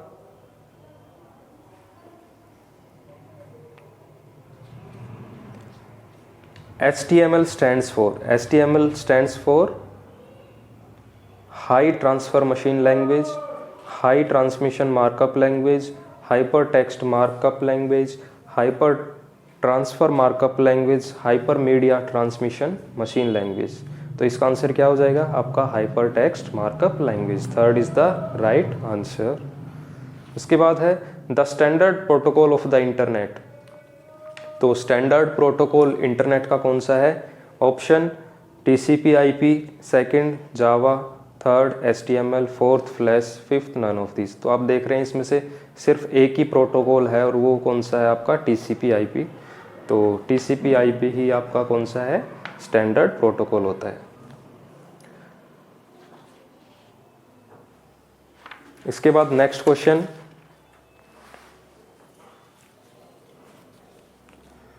Which of the following is the communication protocol that sets the standard used by every computer that accesses web-based information? Web-based information के लिए आपका कौन सा प्रोटोकॉल का स्टैंडर्ड है? तो ये क्वेश्चन भी आपका PO के एग्ज़ाम में आया हुआ क्वेश्चन है, और इसमें ऑप्शन है XML, DML, HTTP और HTML, और फिफ्थ है नन ऑफ दिस। तो मैंने आपको बताया है HTTP के बारे में। आपकी वेब बेस्ड जितनी भी इंफॉर्मेशन है वो किस प्रोटोकॉल की मदद से आपको मिलती है? HTTP की मदद से ही मिलती है। तो HTTP इसका राइट आंसर है। XML आपकी क्या है? इसकी फुल फॉर्म होती है एक्सटेंडेड मार्कअप लैंग्वेज, ठीक है। और DML क्या है? DML आपकी एक SQL जो है क्वेरी लैंग्वेज, उसमें आपकी कमांड्स होती हैं, DDL, DML, DCL के अंदर कुछ कमांड्स होती हैं। तो DML यहाँ पर अगर फुल फॉर्म की बात करें तो DML stands for data manipulation language, ठीक है। तो इनकी फुल फॉर्म्स के बारे में आपको बस पता होना चाहिए। फिर है आपका next question, WWW stands for. तो WWW के बारे में बताया था, तो इसकी फुल फॉर्म क्या है? World wide wizard, world wide web, world wide wonder, wide world web, या fifth none of the above. तो इसकी फुल फॉर्म क्या रहेगी? World wide web. Next question है the home page of a website is the largest page, the last page, the first page, the most colourful page, the most recent page. तो मिलते जुलते इसमें option बनाए हुए हैं, लेकिन मैंने जब आपको वेबसाइट के बारे में थोड़ा सा ओवरव्यू दिया था तो बताया था कि आपका वेबसाइट जैसे ही आप क्लिक करते हैं तो उसका जो फर्स्ट पेज ओपन होता है वही आपका क्या होता है? Home page. तो द फर्स्ट पेज यानी third is the right answer. इसके बाद है a website address is a unique name that identifies a specific dash on the web. Web browser, second website, third PDA, fourth link, fifth none of this. ये भी आपका SBI के exam में आया हुआ क्वेश्चन है। क्वेश्चन क्या कह रहा है? A website address is a unique name that identifies a specific dash on the web. तो वेबसाइट एड्रेस क्या है? एक पर्टिकुलर एक साइट का एड्रेस है, ठीक है। तो इसमें से क्या हो जाएगा? A website address is a unique name, तो वो यूनिक नेम क्या आइडेंटिफाई कर रहा है? एक स्पेसिफिक लिंक को आइडेंटिफाई कर रहा है। एक लिंक भी क्या है? एक स्पेसिफिक वेबसाइट का आपका एक एड्रेस होता है। तो वही उसने क्वेश्चन में पूछा है। तो link is the right answer. इसके बाद है a dash is a software program use to view web pages, और ये भी आपका एग्जाम के अंदर क्वेश्चन आया हुआ है। तो ऑप्शन है site, host, link, browser, none of these. इसमें क्या होगा, a dash is a software program use to view web pages. तो कोई भी वेब पेज अगर हमें देखना है तो किसकी मदद से देखेंगे, एप्लीकेशन प्रोग्राम्स, और वो कौन से हैं, आपका ब्राउज़र। ठीक है, ब्राउज़र की मदद से हम क्या करेंगे, उस वेब पेज को देखेंगे। ठीक है, इसके बाद नेक्स्ट क्वेश्चन है the common name of A modulator demodulator. देखो मॉडम के बारे में थोड़ा सा मैं बता दूं। मॉडम की अगर फुल फॉर्म की बात करें तो इसकी फुल फॉर्म होती है मॉड्यूलेटर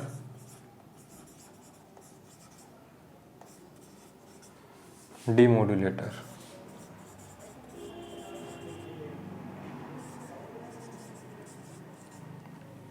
ठीक है, मॉडम आपका क्या करता है, डिजिटल सिग्नल को एनालॉग, एनालॉग को डिजिटल में। जैसे आप पहले तो पता होना चाहिए कि मॉडम आपका क्या है, एक नेटवर्किंग डिवाइस है। मॉडम क्या है, आपका नेटवर्किंग डिवाइस है। जैसे आप टेलीफोन के थ्रू आप कनेक्शन लेते हैं अपने घर में इंटरनेट का, या MTNL के थ्रू या BSNL के थ्रू, तो आपको एक डिवाइस यूज़ करना होता है जो आपका क्या होता है, एक मॉडम, जो आपको इंटरनेट की सर्विसेज प्रोवाइड करता है। तो मॉडम का काम क्या है, जो वायर के थ्रू आपके सिग्नल्स आ रहे हैं उनको डिजिटल फॉर्म में कन्वर्ट करना और डिजिटल को एनालॉग में कन्वर्ट करना। देखो आगे से सिग्नल्स आपके आ रहे हैं, तो सिग्नल्स कैसे होंगे, एनालॉग सिग्नल्स। तो उन एनालॉग सिग्नल्स को किस में कन्वर्ट करेगा, वो डिजिटल में कन्वर्ट करेगा। और मान लो हमने यहाँ से कोई डाटा किसी को भेजा, तो डाटा अगर मैंने भेजना है तो जैसे ही वो वायर के थ्रू जाएगा तो फिर वो किस फॉर्म में कन्वर्ट करेगा, उस डिजिटल सिग्नल को एनालॉग में। तो आने के लिए वो क्या कर रहा है, एनालॉग टू डिजिटल, और जाने के लिए डिजिटल टू एनालॉग। और डिजिटल आपको बताया था मैंने, डिजिटल आपके 1 और 0 की फॉर्म में डाटा ट्रेवल, और एनालॉग में आपके जो सिग्नल्स ट्रेवल्स होते हैं आपकी वायर की फॉर्म में, वायर के अंदर, तो वो आपके कैसे होते हैं, एनालॉग फॉर्म में होते हैं। ठीक है, जो इलेक्ट्रिसिटी के थ्रू आपका डाटा ट्रेवल करता है वो आपके कैसे सिग्नल है, वो आपके एनालॉग सिग्नल्स है। तो मॉडम की फुल फॉर्म कई बार पूछ लेता है, मॉड्यूलेटर डी मॉड्यूलेटर। ठीक है, तो इसमें क्वेश्चन क्या पूछ रहा है, the common name for a modulator demodulator is first modem, second jointer, third network, fourth connector, fifth demod. तो आंसर इसका क्या रहेगा, मॉडेम। फिर उसके बाद है URL stands for. URL first है uniform read locator, second uniform resource locator, third unicode research location, fourth united research locator, और fifth none of the above. तो URL के बारे में मैंने बताया था, यूनिफॉर्म रिसोर्स लोकेटर। ठीक है, तो second is the right answer. इसके बाद क्वेश्चन है, ये भी आपका क्लर्क के एग्जाम में आया हुआ क्वेश्चन है, which of the following is used by the browser to connect to the location of the internet resources. Option linker, protocol, cable, URL, none of these. तो कुछ ऑप्शंस आप देखते हो कि देखते ही आपके कट हो जाते हैं। जैसे इसमें क्वेश्चन क्या पूछ रहा है, which of the following is used by the browser to connect to the location of the internet resources. ठीक है, तो linkers as such basic terminology में जो पढ़ते हैं बेसिक कंप्यूटर, उसमें वहाँ पर कोई ऐसा यूज़ नहीं होता। हायर जब हम पढ़ते हैं, स्टडी करते हैं फर्दर, तो उसमें लिंकर लोडर्स का हम यूज़ करते हैं। लेकिन यहाँ पर जो आपके क्लर्क लेवल तक के एग्ज़ाम हैं उसमें ऐसा क्वेश्चन नहीं पूछता है अधिकतर। तो लिंकर आपका एज सच कुछ भी नहीं है इस टर्म से रिलेटेड, प्रोटोकॉल भी इस मैच नहीं हो रहा है, केबल भी यहाँ पर कोई यूज़ नहीं दिख रहा है, क्योंकि यहाँ पर क्या कर रहा है, is used by the browser. और ब्राउज़र क्या यूज़ करेगा, आपका ब्राउज़र कैसा है, एप्लीकेशन प्रोग्राम है। और एप्लीकेशन प्रोग्राम से रिलेटेड कौन सी टर्म है यहाँ, URL, जो आपके ब्राउज़र में ऊपर जो आपका जहाँ पर आप अपना एड्रेस टाइप करते हैं वो आपका एरिया क्या है, आपका URL। ठीक है, तो इसका आंसर क्या रहेगा, 4th। तो URL आपका इसका राइट आंसर है। इसके बाद है an educational institution would generally have the following in its domain name. तो कोई आपका एजुकेशनल इंस्टीट्यूशन है, तो मैंने आपको डोमेन नेम बताया था, कोई भी वेबसाइट है उसका डोमेन किस उसके लास्ट वर्ड्स जो आपके एक्सटेंशन है उससे आप क्या कर सकते हैं, उसको ईजिली एग्जामिन कर सकते हैं कि वो साइट कैसी है। तो एजुकेशनल इंस्टीट्यूशन के लिए आपकी क्या होगी, .org, .edu, .inst, .com, .sch। तो एजुकेशन के लिए .edu, और ये आपके IBPS के एग्ज़ाम में आया हुआ क्वेश्चन है। ठीक है, इसके बाद नेक्स्ट क्वेश्चन है प्रोटोकॉल कंसिस्ट ऑफ, और इसमें ऑप्शन दिए हैं TCD/IP, TCP/IP, TCP/IT, TCT/IP। तो ये क्वेश्चंस इसमें जो ऑप्शन दिया है सारे एक दूसरे से मिलते हुए ऑप्शन है। आपको अगर पर्टिकुलर नाम याद है प्रोटोकॉल का तो आप ही तभी टिक कर सकते हैं इस आंसर को, वरना ये इसमें गलत होने के चांसेस ज़्यादा हैं। तो इसमें आपका आंसर क्या रहेगा, TCP/IP, और TCP/IP के बारे में मैंने वीडियो में बताया था। ठीक है, TCP/IP ट्रांसमिशन कंट्रोल प्रोटोकॉल, और IP इंटरनेट प्रोटोकॉल। इंटरनेट के ऊपर जितना भी आपका कंटेंट ट्रांसमिट होता है तो वहाँ पर जो प्रोटोकॉल, बेसिक प्रोटोकॉल यूज़ होता है वो कौन सा है, आपका TCP/IP। और TCP/IP आपका कैसा प्रोटोकॉल है, कनेक्शन ओरिएंटेड। TCP/IP कैसा प्रोटोकॉल है, कई बार इससे भी क्वेश्चन आता है, ये आपका क्या है, कनेक्शन ओरिएंटेड। दो तरह से होते हैं प्रोटोकॉल, एक कनेक्शन ओरिएंटेड और एक होता है कनेक्शन लेस। तो UDP जो आपका प्रोटोकॉल है, एक UDP प्रोटोकॉल होता है और एक TCP। तो UDP जो है वो आपका कनेक्शन लेस, और ये कैसा है, कनेक्शन ओरिएंटेड। ठीक है, इन टर्म्स के बारे में पता होना चाहिए। और UDP stands for user datagram protocol. Mainly ये फुल फॉर्म्स ही एग्ज़ाम के अंदर आती हैं, तो थोड़ा सा इन्हें आप देख लें। ठीक है, नेक्स्ट क्वेश्चन में देखते हैं, which of the following term is not related to internet. कौन सी टर्म इसमें से इंटरनेट को रिलेट नहीं करती है। फर्स्ट लिंक, सेकंड फंक्शन की, third browser, fourth search engine, fifth hyperlink. तो इसमें से हमने कौन कौन सी टर्म अभी पढ़ी थी, लिंक के बारे में भी हमने पढ़ा था, ब्राउज़र भी पढ़ा था, सर्च इंजन भी पढ़ा था, हाइपरलिंक भी पढ़े थे। तो फंक्शन की ये क्या है, आपकी नॉर्मल कीबोर्ड की है। ठीक है, तो ये आपकी इंटरनेट से रिलेट नहीं करती है, तो सेकंड इसका आपका आंसर रहेगा। इसके बाद क्वेश्चन है, which of the following is required to create an HTML document. और ये भी आपका IBPS क्लर्क के एग्जाम में आया हुआ क्वेश्चन है। तो इसमें ऑप्शन है browser, internet, text editor, search engine, none of this. तो which of the following is required to create an HTML document. मैंने आपको अभी थोड़ा सा डेमो दिया था। अगर HTML का कोई भी डॉक्यूमेंट है, जो आपका वेब पेजेस पे जितने भी आपका कंटेंट हो सारा किस में है, HTML में है। और HTML आपका नोटपैड के अंदर आप क्रिएट करते हैं फाइल, तो नोटपैड में करते हैं। तो नोटपैड आपका क्या है, एक टेक्स्ट एडिटर है। नोटपैड हमारा क्या है, टेक्स्ट एडिटर, जहाँ पर हम टेक्स्ट फॉर्म में डाटा एंटर करते हैं। तो इसका आंसर आपका क्या रह जाएगा, टेक्स्ट एडिटर। ठीक है, HTML डॉक्यूमेंट जहाँ पर क्रिएट होता है। अगर यहाँ नोटपैड ऑप्शन होता तो आप नोटपैड कर सकते थे, नोटपैड नहीं है, टेक्स्ट एडिटर है, तो टेक्स्ट एडिटर होगा, क्योंकि नोटपैड को ही टेक्स्ट एडिटर भी कहते हैं। इसके बाद है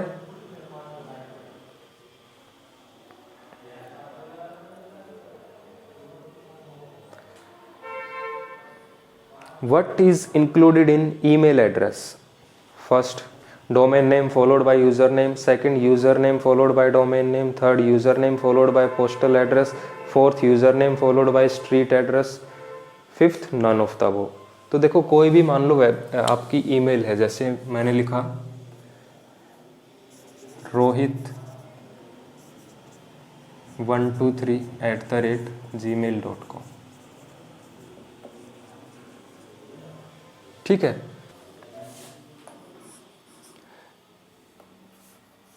ये आपका डोमेन नेम और ये पर्टिकुलर आपका ईमेल का आईडी का जो आपका नाम है वो नाम, फर्स्ट में आपका नेम और लास्ट में जो आपका @ के बाद आता है gmail.com, वो आपका क्या है, डोमेन नेम, जिससे आप आइडेंटिफाई कर सकते हैं कि ये जो आपकी मेल आईडी है ये पर्टिकुलर किसकी है, या जीमेल की है या याहू की है या हॉटमेल की है, कौन सी आपकी कंपनी है जो इसको प्रोवाइड करती है। तो इससे आप इसको आइडेंटिफाई कर सकते हैं, ठीक है। नेक्स्ट क्वेश्चन है, which among the following is a search engine, internet explorer, flash, Google, Firefox, all of this. देखो अब इंटरनेट एक्सप्लोरर फर्स्ट में दिया है और यहाँ पर सर्च इंजन की बात कर रहा है, तो आपको पता होना चाहिए सर्च इंजन आपका कौन सा है। इंटरनेट एक्सप्लोरर क्या है आपका, वेब ब्राउज़र है। इंटरनेट एक्सप्लोरर आपका वेब ब्राउज़र है और फ्लैश फायरफॉक्स भी आपका वेब ब्राउज़र है और गूगल क्या है, गूगल आपका सर्च इंजन है, ठीक है। गूगल आपका सर्च इंजन है और फ्लैश भी आपका क्या है, ब्राउज़र है। तो गूगल आपका सर्च इंजन है, तो आपका ऑप्शन थर्ड क्या है इसमें, राइट आंसर। इसके बाद नेक्स्ट क्वेश्चन है, what is URL?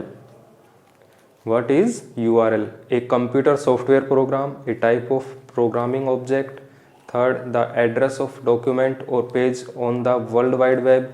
Fourth, an acronym for unlimited resource for learning. और fifth, a piece of hardware. तो URL क्या है? URL मैंने जैसे बताया था कि आपका कंप्लीट जो आपकी वेबसाइट का नाम है उसमें आपका www प्लस में आपका HTTP जो पूरा आपका कंटेंट जो डिस्प्ले होता है वेबसाइट ओपन होने के बाद, तो वो आपका क्या है, एक URL है। तो URL क्या है आपका, द एड्रेस ऑफ डॉक्यूमेंट और page on the world wide web, ठीक है। उस वर्ल्ड वाइड वेब www पर जो पर्टिकुलर एड्रेस है उसका साइट का, तो वो आपका क्या है, URL है। तो आपका इसमें ऐसा एक ही ऑप्शन बन रहा है, तो आपका थर्ड जो है वो इसमें राइट आंसर है, ठीक है।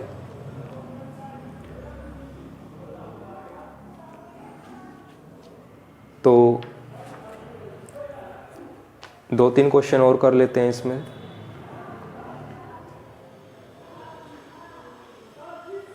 एक क्वेश्चन है, which of the following can not be part of an email address, ठीक है।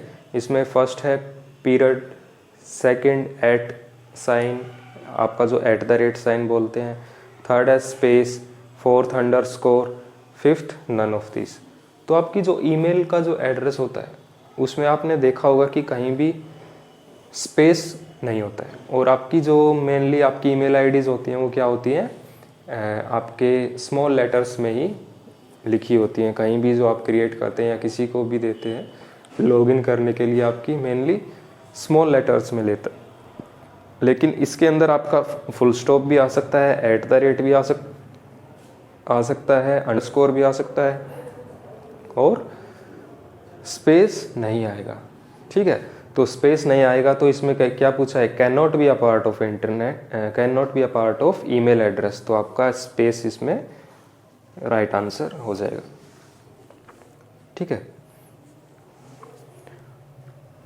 इसके बाद है, a website is a collection of graphics, programs, algorithm, web pages, chart. तो मैंने बताया था वेबसाइट किससे बन के मिली है, आपके डिफरेंट वेब पेजेस से मिलकर आपकी क्या बनी है, एक वेबसाइट बनी है। तो इसमें आंसर आपका क्या हो जाएगा, फोर्थ, वेब पेजेस। और ये भी आपका IBPS क्लर्क के एग्जाम में आया हुआ क्वेश्चन है। एक क्वेश्चन है, ये भी कई बार एग्जाम के अंदर आता है, कुकी। देखो कुकी कुकी क्या है?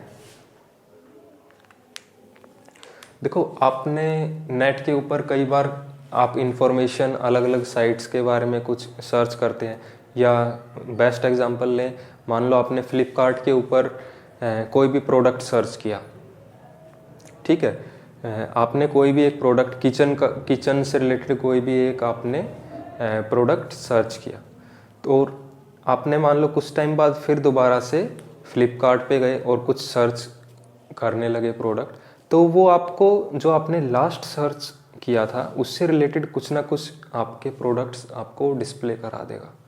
तो ऐसा कैसे होता है? वो आपको क्या करेगा, वो आपकी जो इन्फॉर्मेशन है कुकीज़ के थ्रू स्टोर कर लेता है वेब पे, और उसी से रिलेटेड सर्चेज आपको पहले से ही करके डिस्प्ले कर देता है।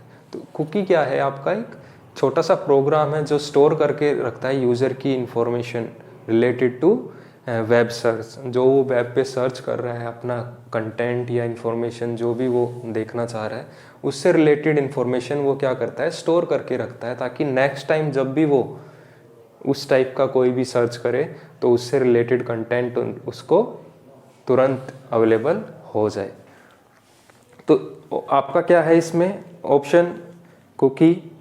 एक कुकी क्या है? First, store information about the user web's activity. Second, store software developed by the user. Store the password of the user. Store the command used by the user. Fifth, none of the above. तो क्या करता है? Stores information about the user's web activity. जो उसकी web activity है उसकी information को store करके रख लेता है। तो जैसे ही उसकी नीड है दोबारा से एक्सेस करने की, तो उससे रिलेटेड इंफॉर्मेशन ऑटोमेटिकली यूज़र को प्रोवाइड कर देता है। तो जस्ट कुकी आपका इतना ही काम करता है। नेक्स्ट एक क्वेश्चन है, which of the following domain is used by profit business. ठीक है, ऑप्शन है .com, .edu, .mil, .net, .org। तो इसका आंसर क्या रहेगा? .com। जो आपकी कमर्शियल वेबसाइट्स हैं वो सारी क्या है, प्रॉफिट के लिए काम कर रही है। तो .com कमर्शियल के आपका यूज़ होता है। तो आपका आंसर इसमें क्या रह जाएगा? फर्स्ट। तो first is the right answer. एक क्वेश्चन है, ये भी आपका एग्जाम में आया हुआ क्वेश्चन है, the device that reconciles the differences between computer and phones is the first LAN, second वैन रीडर, थर्ड TCP/IP, fourth scanner, fifth modem. तो क्वेश्चन क्या कह रहा है? The device that reconciles the differences between computer and phone. जो आपका computer है और जो फोन यहाँ पर बात कर रहा है वो किसकी? आपके जो आपके लैंडलाइन फोन्स हैं उनकी बात कर रहा है इधर। तो ये क्या कह रहा है वहाँ पर? That reconcile the differences between, जो मतलब कि आपके कंप्यूटर और आपके फ़ोन को रिकनसाइल मतलब उनको मैच करके रखता है, जोड़ के रखता है। तो वो कौन सा डिवाइस है? आपका मॉडेम। ठीक है, यहाँ पर डिवाइस की बात हो रही है, और डिवाइस इसमें देखो आप स्कैनर आपको पता ही है, स्कैनर कैसा है, ये तो इनपुट डिवाइसेस का अदर कोई काम है नहीं। आपका नेटवर्किंग डिवाइसेस की बात करें तो इसमें सिर्फ मॉडेम ही आपका नेटवर्किंग डिवाइस है, और वही आपका आंसर है। ठीक है, तो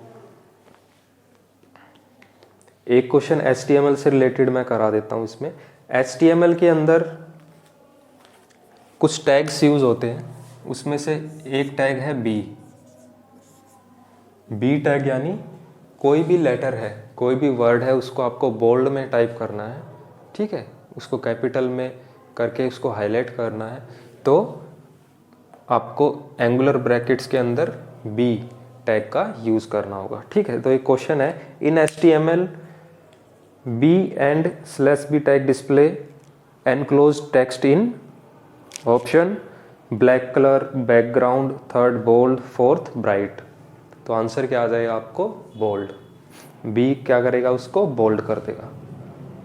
ठीक है, तो स्टूडेंट्स ये कुछ क्वेश्चंस थे आपके इंटरनेट से रिलेटेड जितनी भी टर्म्स थी उनके ऊपर जो भी आपके क्वेश्चंस मेन क्वेश्चंस बन रहे थे वो अब मैंने आपको करा दिए हैं। और इसी से रिलेटेड आपको जो भी क्वेश्चंस मिले वो आप ट्राई करना। ठीक है, वो आपके सफिशिएंट है, कोई भी आपका 10th से 12th लेवल का जो भी एग्ज़ाम है, जहाँ भी आपके कंप्यूटर के क्वेश्चंस पूछे जाते हैं, तो ये आपके सफिशिएंट क्वेश्चंस हैं related to internet and its terminology. तो अगर वीडियो आपको अच्छी लगे तो लाइक करें, शेयर करें और चैनल को सब्सक्राइब भी करें। धन्यवाद।